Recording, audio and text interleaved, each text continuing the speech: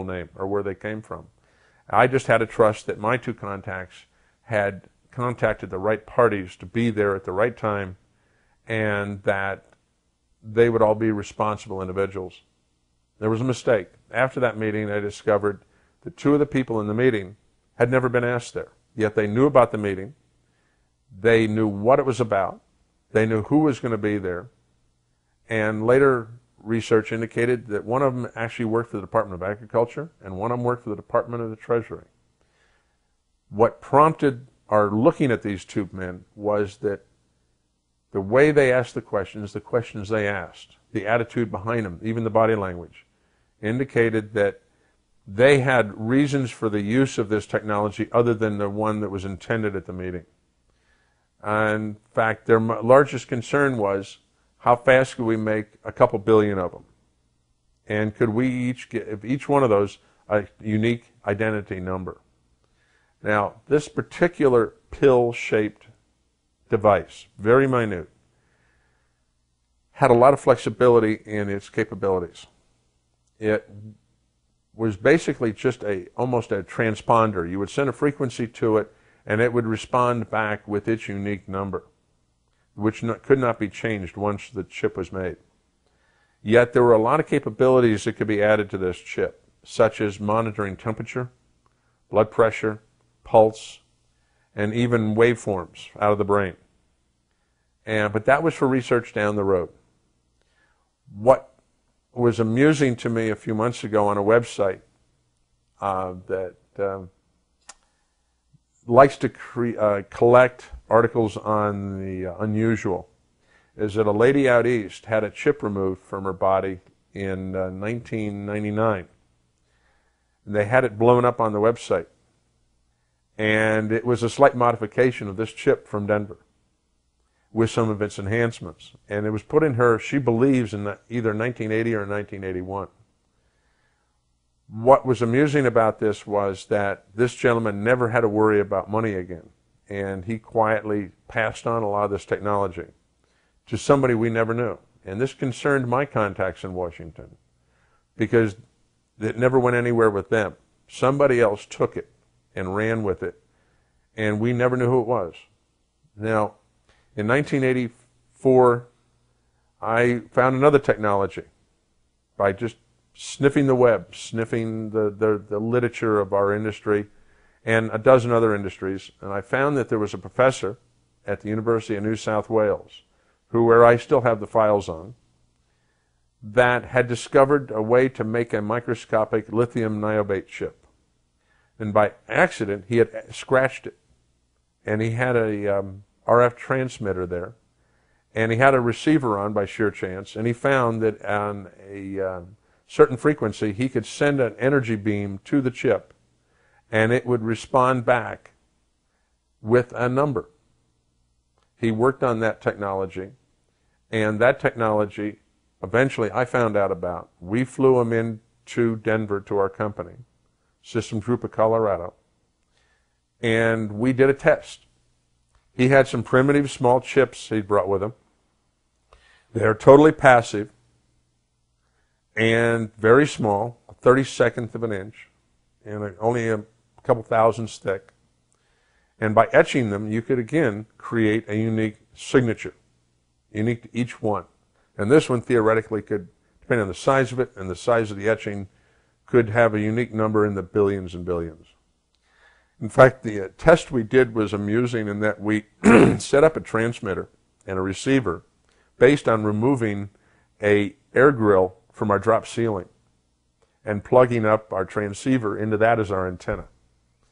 And we were able to read that thing glued to a little piece of cardboard from 100 feet away with a piece of grill out of a drop ceiling, which is a pretty primitive antenna. Because we didn't know what frequency it was dealing with, so we had to come up with some kind of instant generic antenna. We were so impressed with the capabilities of this. It would read through thin layers of material, like thin plywood. And we were so impressed that, again, I felt that this was a technology that truly had some value. Because we also discovered in some testing that the papers work he had with him, that if we had a microscopic coil antenna with this, that we could read this from a mile away. And his later on analysis, a few weeks later, he got back to me and said that if we had an antenna, a coil antenna 2 inches in diameter with a chip in the middle, and that what the antenna is actually doing is acting as an amplifier to a great extent, and that what sends back out is a harmonic of the original frequency, that his numbers crunching showed that he could read this thing from 120 kilometers in space, and that there were other attributes of this chip that could be tied into it, especially if it was powered in some minute way, and give it a lot more kickapoo juice. Well, again, I took this, and a lot more care this time, to a meeting that we had in Virginia at a subcontractor's company that I knew that does a lot of work for the intel community.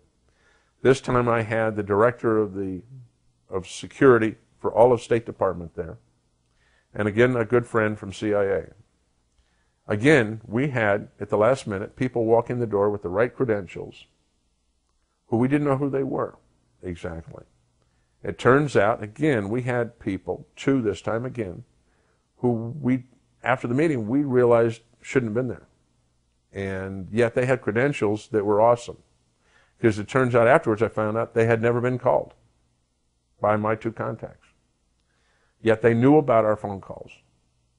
They knew of exactly what time, what place, and what we were going to be talking about.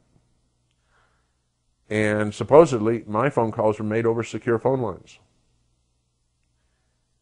What concerned me more about this particular event was that I have in my records again the name at the time of the head of security at State Department. And I got to know him well because I designed the security system, at least a major portion of it, for Main State, or the headquarters in Foggy Bottom in D.C. And so he and I knew each other very well. And that one of the things that Bob wanted to do was, before he retired, he wanted to have his family, particularly his 2 boys in high school, experience what it was like to live out of the country. So he actually gave himself the job. He demoted himself to head of security for East Africa. And he and his family, shortly after this event, this meeting, moved to Kenya, to Nairobi. And he and I quietly kept in touch through our other contact in Washington. And kept probing who these 2 men were. We were having a devil of a time finding who they were, who they really were. Because what bothered me was that the professor all of a sudden got a giant grant. The technology was transferred. He never had to work again the rest of his life. And a friend of mine in San Francisco, who I had quietly told about this technology, because he was involved with other aspects of national security and tracking people, he got a project to do a physical security system, access control, cameras, intrusion monitoring, everything, the works, for a little company in Silicon Valley. And he said it was eerie to him, but what they were making there looked eerily like what I had described to him. He built the security system in this modern fab, building billions of these little chips. He wound up, a year later, being asked if he'd want to buy the security system back. They were shutting the factory down after they'd made billions and billions of these little chips. And it was a division of a rather major European electronics firm that had the plant. Which one? Siemens. And what concerned me was that they had built these chips, and who knows what happened to them. And they built them in the billions in volume, because they're so small that you can take a 6-inch wafer and make hundreds of thousands of them on a wafer. And they disappeared somewhere. But in the process, what concerned me more was Bob did not give up trying to find out who these guys were and who they worked for, what their agendas were. He and I had had long talks now by the mid-'80s about what was really going on in government, who was controlling what concerns he had, because he had come to the realization there were a lot of things going on that weren't right.